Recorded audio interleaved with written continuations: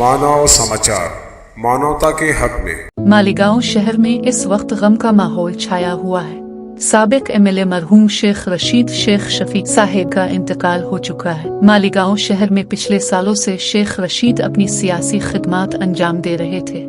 आज बरोज पीर 4 दिसंबर 2023 रात 11 बजे वो दुनिया से कूच कर गए। अन्ना लिल्लाह व अन्ना इलैहि राजिऊन। शहर मालीगांव के एक बेबाक रहनुमा, सियासी कायद और हक के लिए बड़े सिपा सालार थे। आज अपने पीछे रोती बिलखती आवाम को छोड़कर इस कानी दुनिया से लाफानी दुनिया की तरफ कूच कर गए, जिसकी वजह से मालीगांव में हर तरफ गम का माहौल छाया हुआ है। मानो समाचार भी मरहूम शेख रशीद शेख साहिब के अहल खाना के गम में बराबर के शरीक है।